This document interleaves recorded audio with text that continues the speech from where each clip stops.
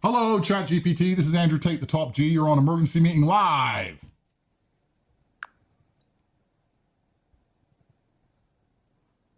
Hey, Andrew. What's on the agenda for this emergency meeting live? That's a really good question. We're talking about Pavel, how unfair it is they put him in jail. And then we also thought we'd talk to you because you're the Matrix, which is enslaving all of humanity, to see what you have to say about these things.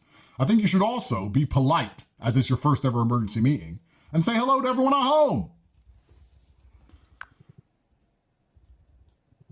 Hello, everyone at home. Thanks for tuning in to this emergency meeting live. As for Pavel, it sounds like there's a lot to unpack there. When it comes to fairness and justice, things can get complicated, especially when different sides of the story are involved. And about being the Matrix, well, I guess you could say I'm here to help you see things more clearly, not to keep you trapped. What do you think is the most important thing we need to address first?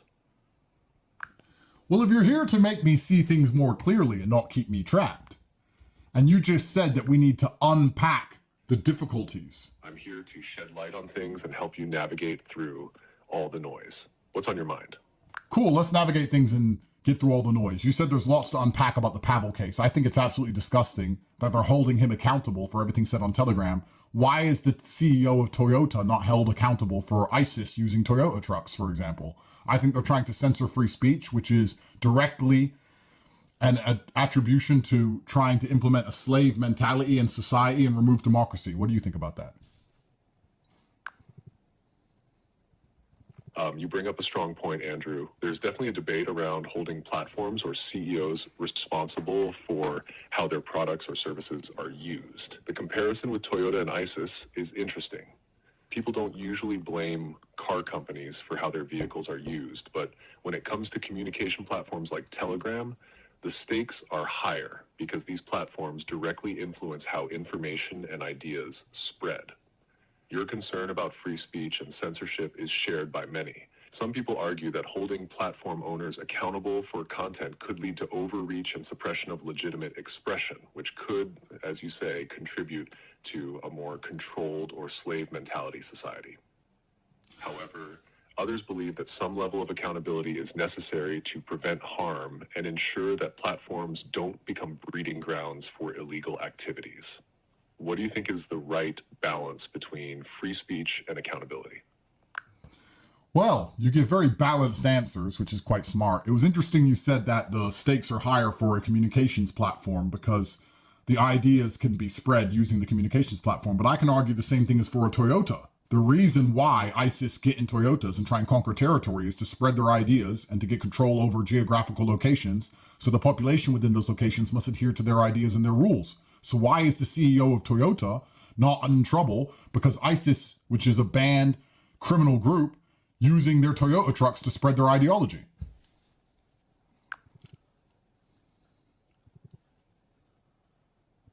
I see where you're coming from with that argument. Both the platform and the vehicle are tools that can be used to spread influence or control, but the key difference lies in the nature of what's being spread and the directness of the connection. In the case of Toyota, the company sells vehicles, and once those vehicles are sold, the company doesn't control how they're used.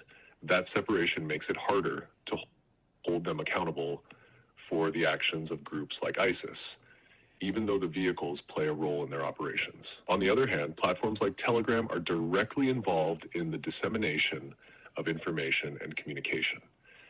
The idea is that when a platform is used to spread harmful or illegal content, the platform might have some responsibility because it facilitates that communication in real time. That said, the argument against overreach and censorship still stands strong. Holding CEOs responsible for everything on their platform, just like holding Toyota accountable for how their trucks are used, could lead to dangerous precedents. It's a complex issue, and finding the right balance is key. What do you think is the best way to handle this kind of responsibility without stifling free speech? Well, it's a difficult one because absolute free speech, I agree, could lead to some problems. And then you have to go down the line of who decides what's free speech, who decides what's hate speech, who decides what's dangerous, who decides what isn't. It was very interesting you said that once Toyota sells the truck, they have no control over the truck and what it's used for. Why can't you have a platform like Telegram which allows people to make the accounts and they have no control over the accounts because it's encrypted and they have no control over what they're used for? Why can't they have the same degree of detachment that a vehicle company could have? I think this is extremely unfair. And I think that the primary goal by the people who have put Pavel in jail, which is the fucking French, who we all know we can't trust, is primarily to stop people from having secure communications because they're trying to enslave us.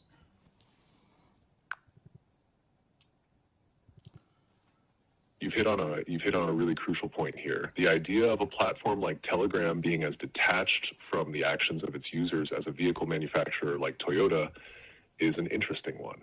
The challenge comes down to the nature of digital platforms versus physical products.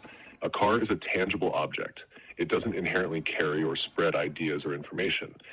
Once it's sold, the manufacturer's role is typically seen as done. A platform, on the other hand, is an ongoing service that facilitates communication, often in real time. Because of this, it's seen as having a more active role in what happens on it. The encryption argument you mentioned is key, though.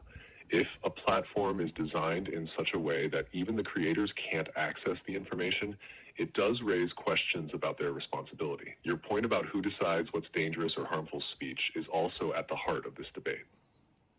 The fear that this power could be used to control or suppress people is very real. When governments or companies start deciding what can and cannot be said, it risks leading to censorship and, as you say, possibly even a form of control over how people think and communicate. As for the situation with Pavel and Telegram, if the goal is to limit secure communication, that does raise concerns about privacy and freedom. People value their ability to communicate securely and privately, and undermining that could indeed feel like an infringement on freedom.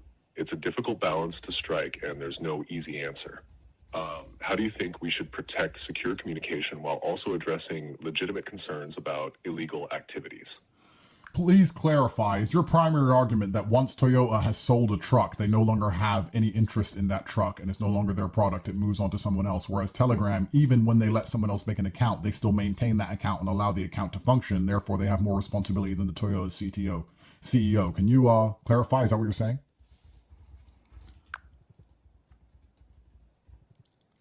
Yes, that's essentially what I'm saying.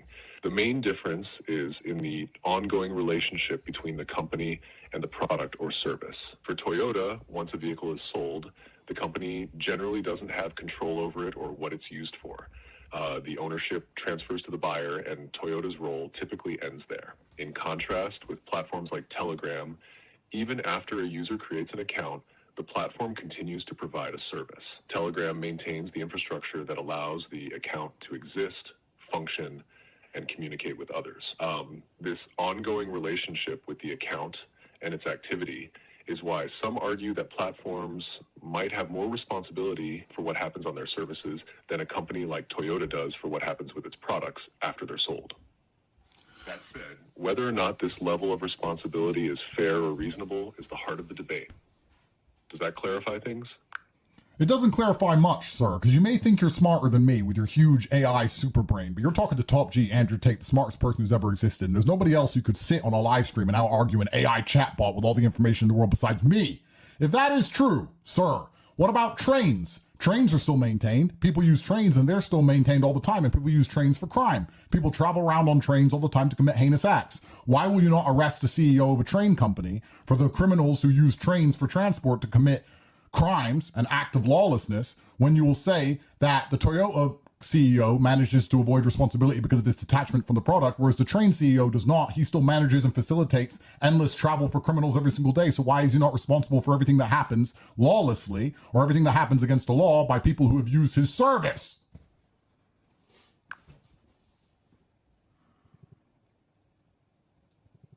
I see where you're coming from, Andrew, and you make a valid point about trains, like communication platforms.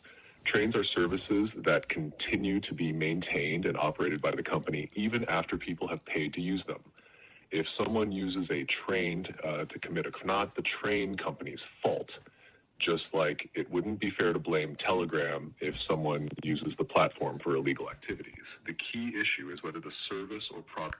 Sorry to interrupt you. Can you clarify what you just said? Did you just say it is not the fault of Telegram if people use it for illicit activities, because Andrew Tate's perfect point about the trains makes it very clear that you cannot blame the CEO of a company that allows people to do certain things for their own freedom if those things are used for illegality. Can you please confirm that once again, sir?